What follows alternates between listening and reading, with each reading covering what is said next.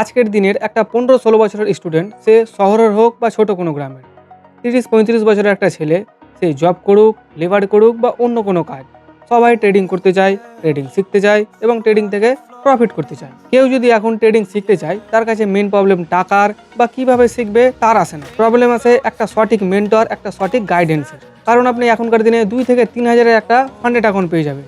Course, strategy, কনসেপ্টের নামে হাজার হাজার ইউটিউবে ফ্রি ভিডিও পেয়ে যাবেন। আর তাই কেউ 5 বছরেও প্রফিটেবল হতে পারে না, আর কেউ সঠিক গাইডেন্সের জন্য 1-1.5 বছরের ট্রেডিং শিখেও যায়, আবার প্রফিটেবল হয়ে যায়।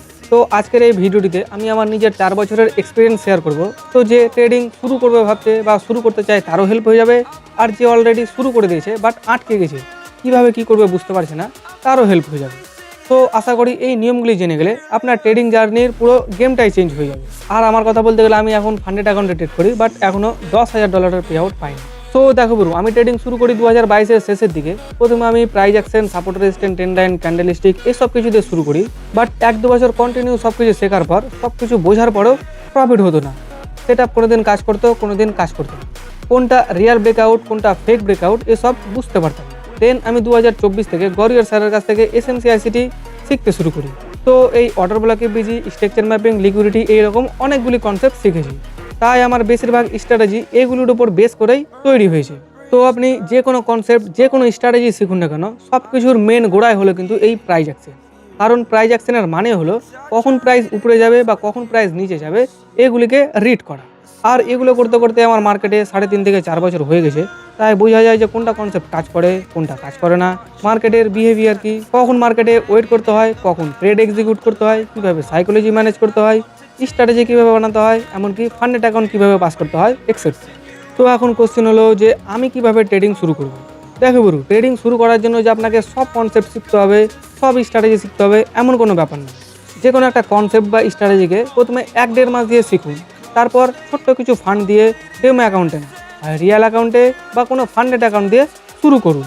শুরু তো করুন, তারপর দেখবেন যে স্ট্র্যাটেজি, যে কনসেপ্টগুলি কাজ করছে না সেগুলোকে বাদ দিয়ে দিন, আর যেগুলো কাজ করছে সেগুলোর উপর ফোকাস দিন। আপনার স্ট্র্যাটেজি, আপনার সিস্টেম আপনি যখন চান তখনই চেঞ্জ করতে পারেন, বাট ডেমোতে করলে হবে না। হয় ছোট্ট ক্যাপিটাল দিয়ে, আর না হলে কোনো ফান্ডেড অ্যাকাউন্ট দিয়ে লাইভ মার্কেটে প্র্যাকটিস করুন। আর শেখার জন্য যারা বিদেশি ট্রেডার আছে, যাদের অ্যাপ্রক্স 5 বছরের বেশি এক্সপিরিয়েন্স আছে, যারা stop loss, liquidity, buyer seller psychology নিয়ে কথা বলে, তাদের ভিডিও, তাদের ব্রডকাস্ট, তাদের স্ট্র্যাটেজি দেখুন এবং তা বোঝার চেষ্টা করুন। ইন্ডিয়াতেও আছে, যেমন গৌতম স্যার, গড়িয়র স্যার আর বেঙ্গল ট্রেডার বলে একজন আছে, তাদের ভিডিও আপনি দেখতে পারেন। বিদেশিরা একটু বেশি ভালো, কারণ আমাদের ইন্ডিয়ান ট্রেডাররা তাদের দেখে কিন্তু কপি করে। বাকি শুরু করার জন্য যে আপনাকে এরকম ফুল সেট লাগবে এমনটা না।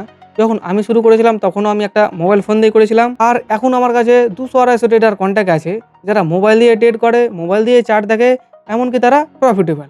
একটা ইম্পর্টেন্ট নোট, কারো কাছে টাকা দিয়ে শেখার জন্য, কারো কোর্স কেনার জন্য প্রথমে আপনি তাকে ভালো করে যাচাই করে নিন। সে যা শেখাচ্ছে তা আপনি বুঝতে পারছেন কিনা, তা মার্কেটে সত্যি কাজ করে কিনা, এই সব কিছু। আর শুরুতে আপনাকে কারো কাছে ধার বা ঋণ নেওয়ার দরকার নেই।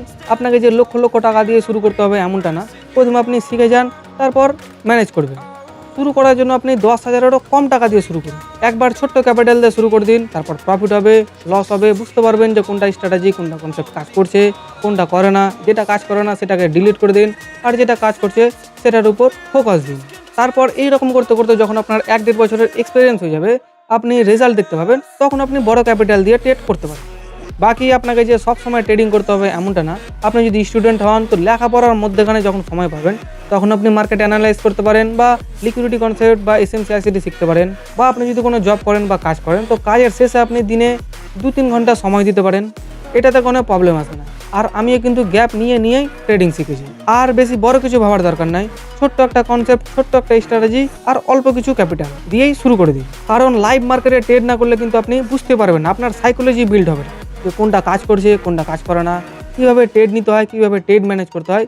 এরকম অনেক কিছু ব্যাপার আছে যেগুলো আপনাকে দিনের পর দিন কিন্তু শিখতে হবে। তো আপনি যদি জানতে চান যে কীভাবে ট্রেডিং শুরু করবেন বা ফান্ডেড অ্যাকাউন্ট কীভাবে কিনবেন, তো এই দুটি ভিডিও দেখতে পারেন। আর ভিডিও ভালো লেগে থাকলে লাইক, শেয়ার, সাবস্ক্রাইব অ্যান্ড কমেন্টে জানান যে নেক্সট ভিডিও আপনি কোন টপিক্সের উপর দেখতে চান।